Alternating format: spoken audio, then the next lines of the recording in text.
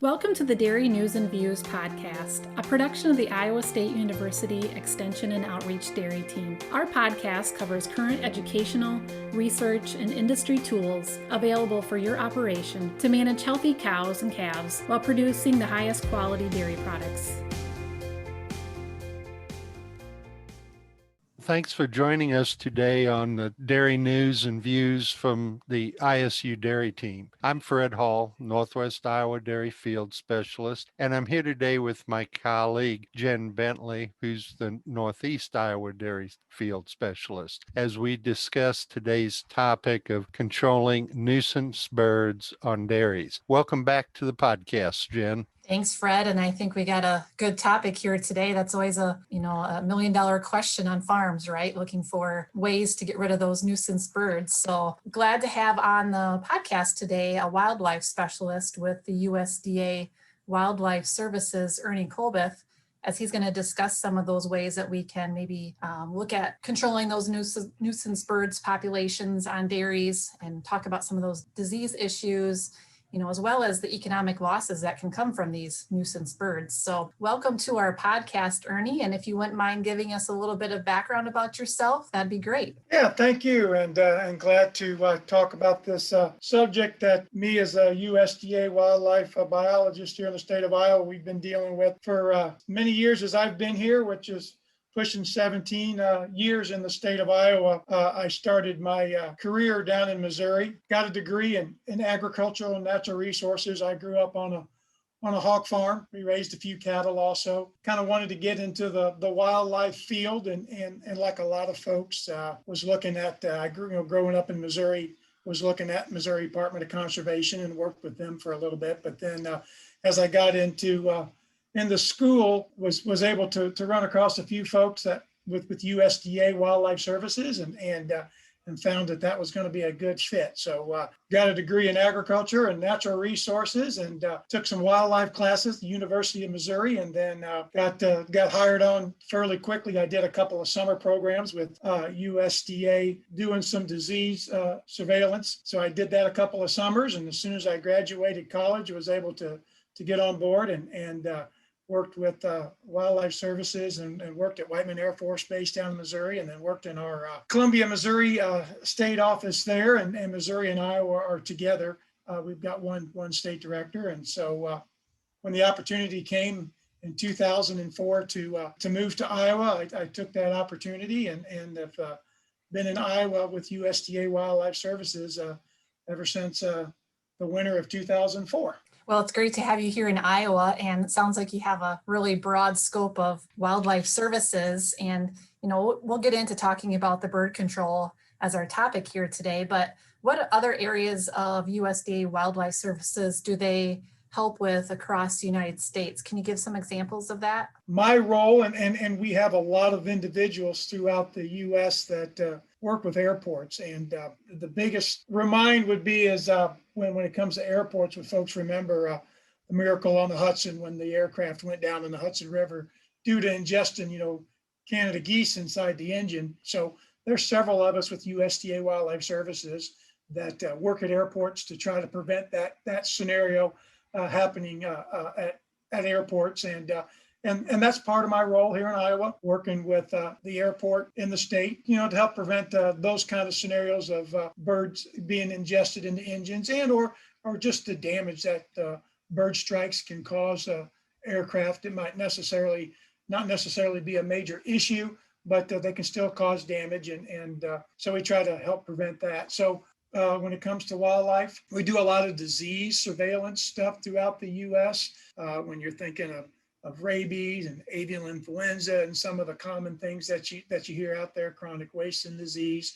We do quite a bit when it comes to feral pigs and pseudo-rabies and swine brucellosis and surveillance of that. Here in the state of Iowa, we're involved with several of the ethanol plants with bird control, with the corn-based stuff that they do, and it's any heat that they produce attracts a lot of birds through the winter months. And and the disease related to the large number of bird droppings. So we do quite a bit there. I just never know when the phone rings. An individual could call up and ask for assistance with a migratory bird like a woodpecker, kind of handle that kind of stuff. Also, they may have a hawk that's working on their chickens, and they're, concerned with what they can do with that. It's a wide variety of stuff when it comes to wildlife related issues that we address that are federally protected, a lot of them, but not all. And then also, dealing with mammals and whether it's at airports and, like I said, raccoons that could be giving somebody a problem around their house, or groundhogs digging underneath their shed and kind of undermining their concrete. And so as you can see there, that's a wide variety of wildlife related stuff that we can provide assistance with, or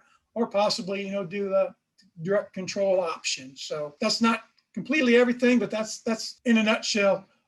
As you can see, that there's a lot that we get into. Ernie, we often Yes. talk to producers about bird control. Either they're calling us to ask for resources, or we're on the farm and we notice the large number of birds in the barn. Share with us some of those economic losses that dairies experience when birds become a nuisance. That's a question that I find myself asking those individual farmers. Every case is a little different, and whether they've got 1,000 birds or 10,000 birds or whatever it may be, and that's one of those questions they ask. Well, how many birds do I have to have before you come out and help me out? And usually, it's pretty much, if it's an issue for you, then we can try to provide some help, and 500 birds that are feeding, in amongst your cattle and droppings, and eating your feed or defecating in the water.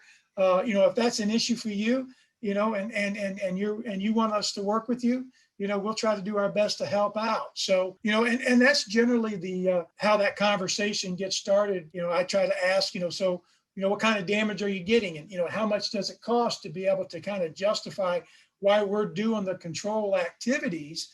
And to put a dollar amount on what these birds do cost farmers and dairy farmers and feedlot individuals. It's a tough question, and a lot of times they have a hard time giving me a good answer on, well, how much feed are they eating and what the birds don't eat, they're defecating on, and the cattle won't eat that. I said, well, how much does that cost you?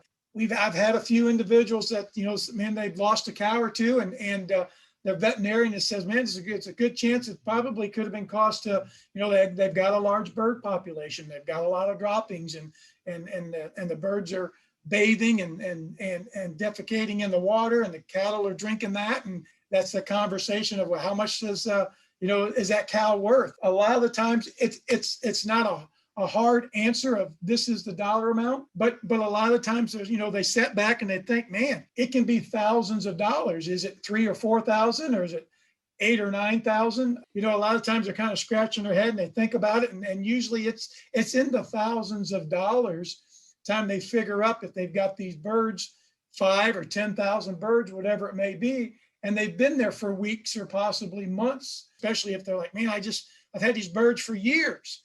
Every year they come back and I just didn't know what to do. And if anybody could help me, how many dollars are you losing over that time frame? And that's a head scratcher. They just like, man, that's a good question. And a lot of times it's a lot. So I know that's not a solid answer, but a lot of the times trying to get that solid answer out of the farmers, it's a tough one. But usually it's, they step back and think, man, I can't give you something solid, but it's got to be in the thousands of dollars. One of the numbers we hear a lot in the popular press is a 1/4 cent per bird per day. If you got 10,000 birds there every day for 6 months, that's some real dollars. Do you think that number is maybe pretty close? Yeah, there's no doubt. And I had a few other close to those kind of numbers that have been thrown out to kind of help give somebody a guidance, and we get pretty good at coming on site and be able to say, is that 3,000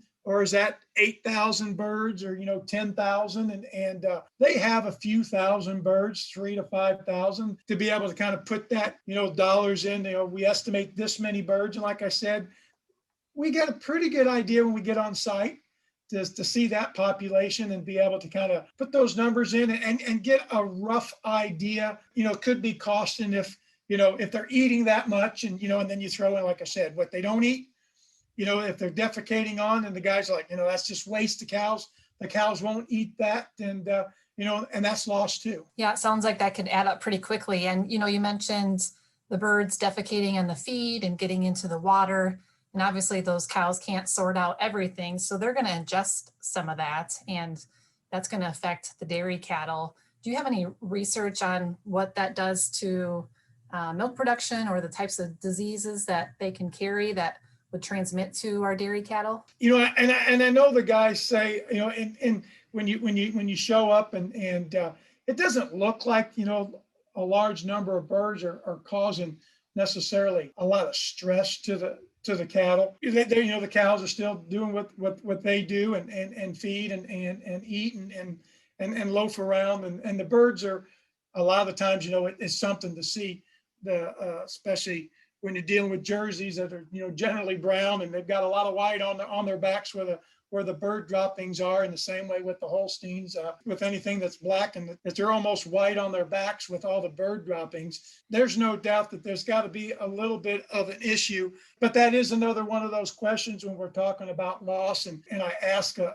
lot of those guys, when we're talking milk production and I don't get a real solid answer, but the disease issue, like I said, there's been guys over the years, not many, but there's been a few that have lost a cow or two. And like I said, they've had their vet out to kind of investigate, what's happening there, and salmonella and E. coli and a few other diseases associated with bird droppings. And a lot of those guys say, man, my vet seems to really be, he's concerned with that and thinks that could have contributed to the loss. And I had to do a little research to come find you and find out what I needed to do about these birds. At our webinar last week, you talked about options that there is for bird control. I brought up the idea that if you go to the back page of any farm publication, there's everything from owls and spikes and all sorts of things.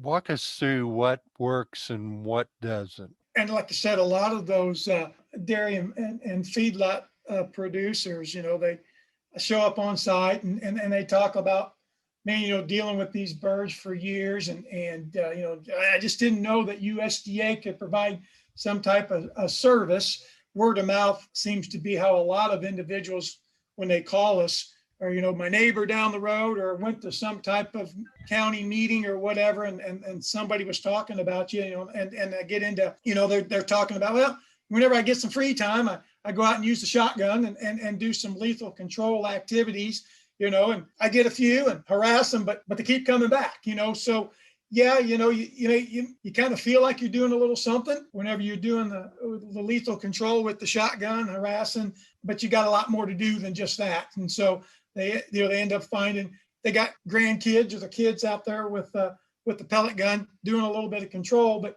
it's fun. But in reality, you're just not making the dent that you'd like to make. And then, there's some live trapping options that are out there, and a few guys have shown that they've got a little interest in that. Possibly kind of envision kind of a funnel trap like you would use for minnows, something similar to that, where the birds go through a small hole to get to feed and they get captured in a large area. And it works. It's just one of those, another one where it requires some hours to deal with that. And guys are like, man, I just got other things to do. I just don't have all that time. And so it doesn't seem to be real practical. We get into what we do a lot of, and that's the using a toxicant on a fat nugget. And if things go well, and there is a process, it can work out really well that if we can get them pre-baited and eating the pre-bait, that when we put out the hot bait, that we can reduce that population 80-90%. So Ernie, I've probably referred some dairy producers to you before, and I don't know what happens after they call you. So can you walk us through maybe what those steps are, what those producers have to do, and what you do when you get to the farm? Yeah, so that first part of that conversation usually is, hey, I got starlings, and I try to get an idea, and that's a tough one, how many birds you think you got, to be able to kind of lead into that process of what I need to do. And So, we get an idea of how many birds we're dealing with. I usually have that, I ask them, what are the birds eating first, and most of the time they're picking through the cattle feed and getting either some type of corn. A few of them have some type of other kind of a nugget, a protein or a fat nugget that they feed the birds, and they say, the birds are digging that out. So we kind of try to figure out, because I explained to them that I've got a fat nugget that I use, and then we go kind of through that process of, we're going to do some pre-baiting for a few days because we want the birds to get comfortable eating. And, and that's something that I asked the farmer to help me out with, because when you're talking, the office is in Des Moines, and if somebody up by Dubuque or somebody over in Sioux City is calling and needing assistance, I can't be there for a week to be able to do that. And you don't want to pay for my time for all that. So we kind of go through, hey, I'm going to get you some nuggets, come up, take a look at the site. We'll kind of visit and see a good location to put out the bait. We want to put the bait generally where the birds want to be. We want to make sure it's comfortable for them to find it. So we kind of go through that process and pre-bait and explain, if things go well in 3 to 4 days, we're going to put out the hot bait. And I put out the hot bait. I'm licensed to do that. And then after that, we can work with on either, picking up birds and talking about, what happens after the birds expire, and go through that process, and then we get into, there's a little bit of paperwork. We enter into an agreement, and that's, paying for the couple of trips there and for the bait. And then that's pretty much what that kind of outlines of what that agreement is, just a permission slip saying you're okay with me being on your property to do bird control.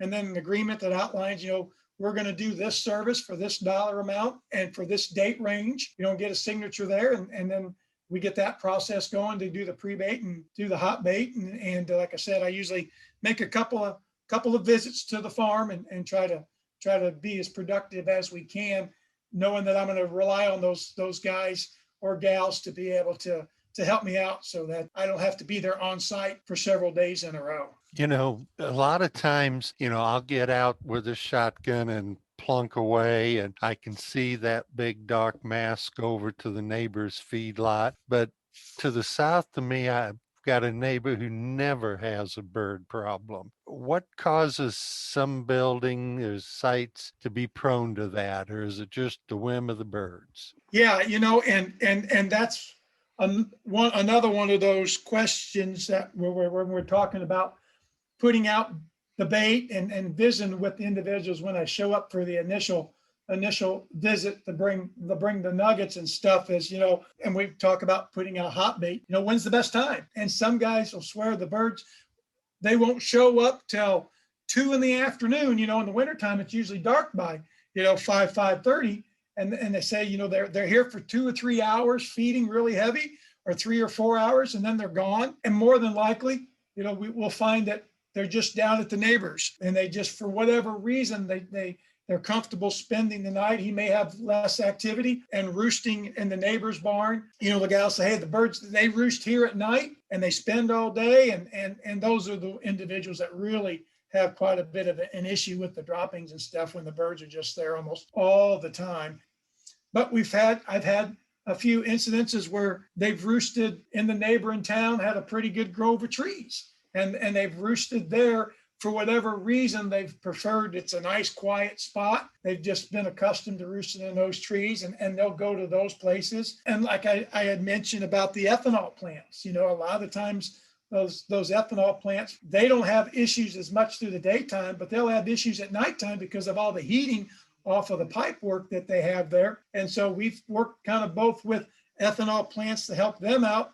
And we'll find that the birds are going to a feedlot to eat through the day and work with that individual because he's had issues with them feeding there. The ethanol plant has issues with them roosting at night. A lot of times those scenarios are a win-win for both individuals. So, there's a lot of variables to where those birds end up going, but a lot of times it just seems to be where they can find a warm or, a quiet spot to roost at night. Ernie, you mentioned 80 to 90% reduction rates when you do these types of treatments. Have you ever had to go back and retreat, or what kind of follow-up do you do with the producer? Yeah, we've had to. There's just a lot of variables, especially with with Iowa winters and a few days when it's really cold, and then we get a day that it pops back up to 35, and we try to coordinate, because like I said, if I've got to travel to Dubuque or Sioux City, and we got to get a game plan together, and the best laid plans, and how that goes, and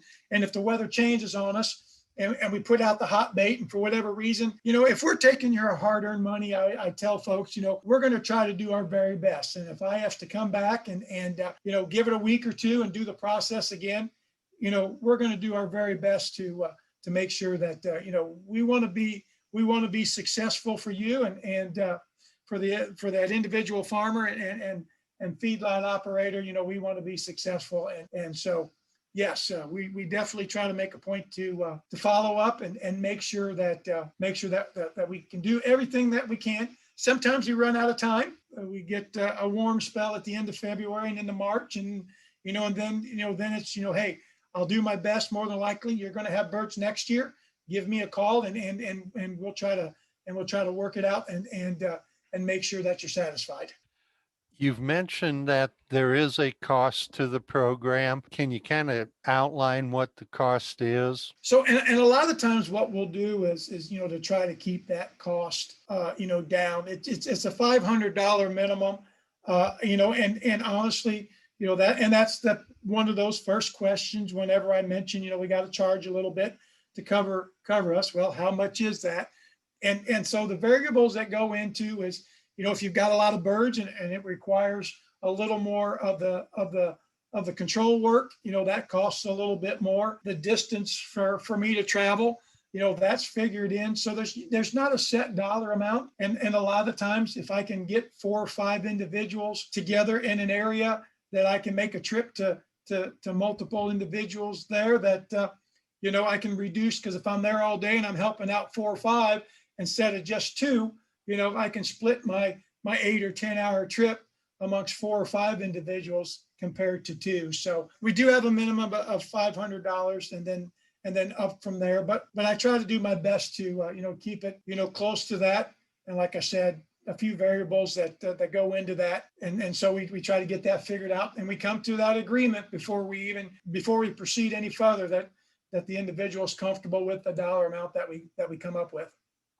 Last week, we had a lot of great information that you shared with us at the webinar, and visiting with you today, we got a really good outline on the program that you can bring to the producer.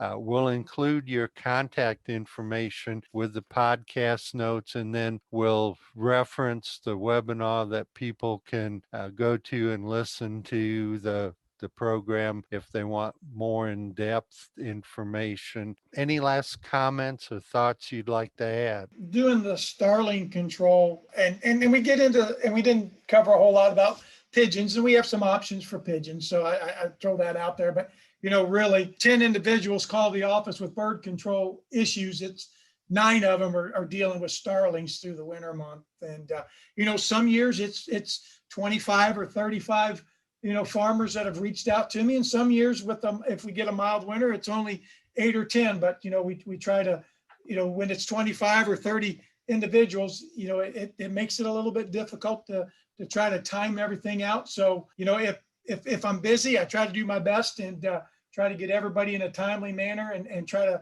because that window sometimes is not open very long depending on our winters. But we'll do our best to try to help individuals out, and I'm always thankful when somebody reaches out to us needing our assistance, that I can be helpful. Thank you, Ernie. Thank you, Jen, for being part. And we'd like to thank everybody who's listening for joining us today, and look forward to visiting with you on the next Dairy News and Views from Iowa State Dairy Team. This institution is an equal opportunity provider. For the full non-discrimination statement or combination inquiries, go to www.extension.iastate.edu/diversity/ext.